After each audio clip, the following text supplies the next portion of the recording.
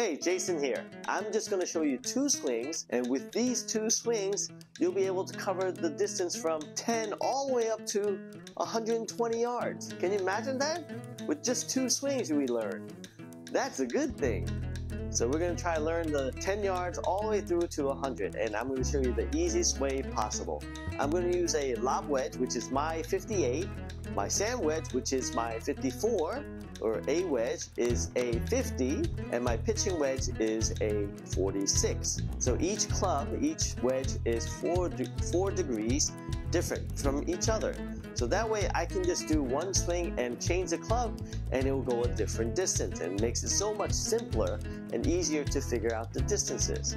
Okay, so I'm just going to show you how to do the swing first, and then I'm going to teach you how to use that swing to get the different distances. And I have examples of a student of mine who learned this system, and we worked on it many hours, and now he understands it, and I have proof that he did very well with it. And it's a very simple system, and today we're gonna... Hi, Jason here. I hope you enjoyed my content. I'm looking at 500 subscribers now, so please help me subscribe, hit the thumbs up, hit the bell button, and leave some comment and help me grow my channel. Thank you for watching. So first is the swing. There's two types of swing that we need to learn. We need to learn the arm swing, which I call the chipping swing, which is I don't really want any kind of bending of the hands or using of the hands at all, okay? So first we're just going to grab it a little bit shorter, maybe halfway down the shaft, bend over, and we're just going to keep the ball in the middle of our stance to make it easy for now. Okay, later on we'll show you exactly where to go with it. Okay, now you put the ball in the middle. So I don't have a ball here, but I'm just going to imagine that this tee is the middle of my stance. Okay, so it's in the middle.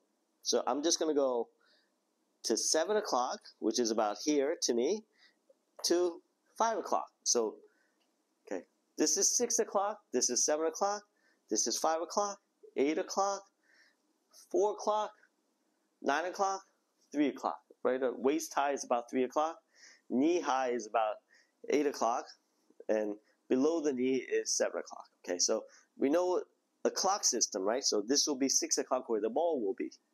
Okay, so the ball's at the 6 o'clock position, and I'm going to go to my 7 o'clock. And then I swing to my 5 o'clock. So I'm just going to stop. So I'm going to be like a clock. I'm going to go back and forth in 1 second interval. 1, 2, 1, 2. So can everybody do that? Yeah, I think you can. Follow me. Watch this. We're going to clap, okay? We're just going to do really short claps, okay? We're going to go 1, 2, 1, 2, 1, 2. Can you do it? Yeah, I think you can, right? It's not that hard, right? So now we're going to do the 8 o'clock. So we're doing the same thing with the arms hanging straight down, keeping it pretty straight, not locked, but straight. And we're just going to take my right hand and I'm just going to swing it back here and through. So it would be 1, 2, 1, 2, 1, 2, 1, 2. If you notice, I'm not really moving my legs too much, but my upper body is just twisting back and forth over the ball like this, like so. So I'm going to feel like it's like in front of me like this, and I'm just going to keep it in front of me, okay? So this is what we call the clock system, okay? So this is 6 o'clock, 7 o'clock, 8 o'clock, 9 o'clock, right? So when we do these clock system, the ball will go a certain distance, okay? 7 o'clock will go about 10 yards. 8 o'clock will go about 20 yards. 9 o'clock will go about 30 yards, okay? So I started with 30, so we're going to just show you what 30 looks like. So it's going to go to about here. We're not really breaking our hands or anything. It's just going to come up here, and then I'm going to go to my 3 o'clock position. So 9 to 3 will go about 30 yards. Probably, the ball will probably carry about 20 to 22, 23, depends. And then it rolled to about 30 yards. So now I'm going to do that with the 58 degrees, my lob wedge, okay? I'm going to take the swing from here and here, and it will go about 30 yards. That's crazy, right?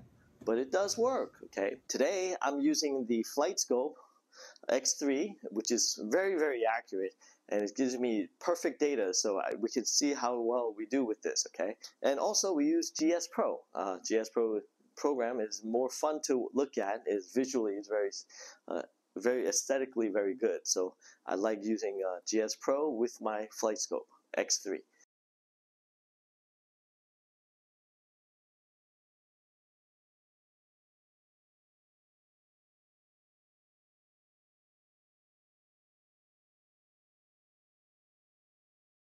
How do I get to 40 yards? Well, I would use my 58 degrees, and then I just do the same basic thing.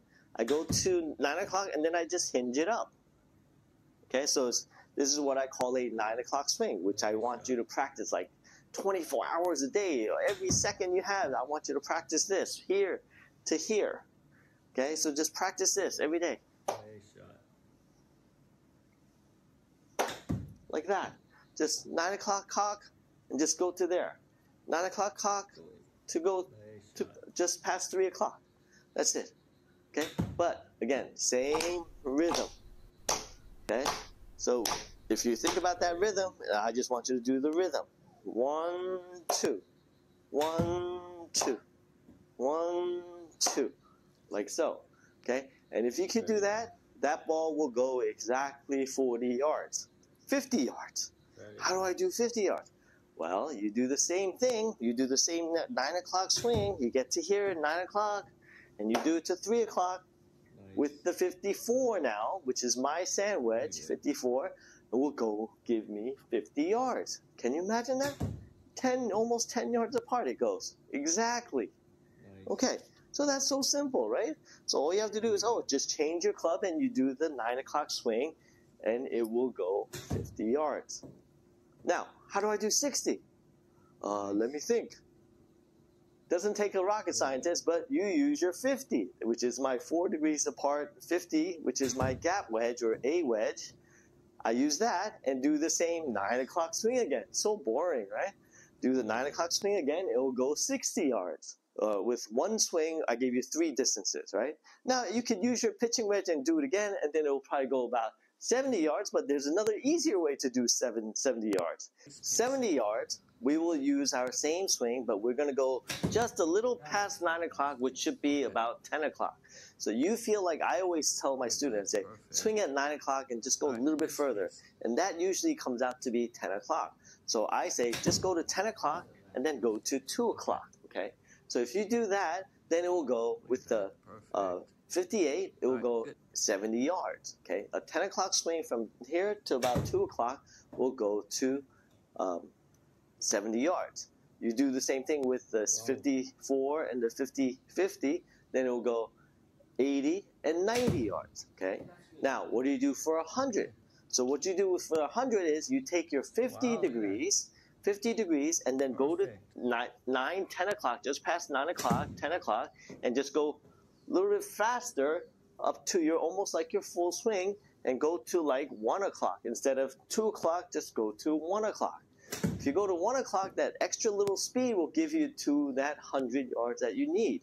Okay, so 50 for me will go exactly 100 yards with a 10 o'clock to about a 1 o'clock swing. Okay, so that is the easiest method that I can think of. Now, if you use a P, and depending on what your loft on the P is, if it's 4 degrees like mine is, then that P with the 10 o'clock to 2 o'clock should go 110, and then 10 o'clock to 1 o'clock, it will go 120. So to me, 10 o'clock to 1 o'clock is a full swing, okay? And 10 o'clock to 2 o'clock is that little bit extra less than what you need to go. So if you notice, the swing will go, just because I went this much further, that picks up that much more club head speed for you automatically, so you don't really have to try. So basically, let's go over this again. First, you go from no wrist, just so on like this, the straight arm, back to 7, 8, and 9, and then you go the vice versa on this side, and then you go from 9 o'clock, you cock your wrist, and it will go 40, 50, 60 with that 9 o'clock to 3 o'clock swing. Then you go from 9 o'clock just past it, which is about 10 o'clock, and to 2 o'clock, that will go another 10 more yards. So it will go from 70, 80, 90, And then from there, we just use the 50 degrees. To go to 100, we just go to 10 o'clock to 1 o'clock. Okay, 10 o'clock to 1 o'clock. That will go to 100. 100. And then P, use the W or P, pitching wedge. That will go from 10 o'clock to 2 o'clock will go 110. And then 10 o'clock to 1 o'clock will go 120. Okay, so there you have it. You have it from 10 yards all the way up to 120 yards, okay, in 10-yard increments. How good is that? So simple, and all you have to remember is the 9 o'clock swing, 10 o'clock swing, and pretty much the chip shot, okay? And that's how you gauge the distance. DeChambeau does it, Tiger Woods does it. 90% of the PGA Tour pros use the clock system to gauge their distance so they could have a better short game, okay? If you have a better short game, your scores are gonna drop drastically. Dramatically, it's gonna go crazy, okay? You're gonna be shooting lights out. So get it done, okay? Work on the 9 o'clock swing. That's the easiest swing to work on, and I will consistently work on it for hours and hours and hours, okay? Tiger Woods worked on it for hours. He has a long ago video that his father made him do the 9 o'clock swing, and he hated it, but he loved his dad for it because he got so good at it, okay? So it's a very important swing, so learn it and do it, and then after that, it's just the full swing, and you just adjust it that way, okay? Got it?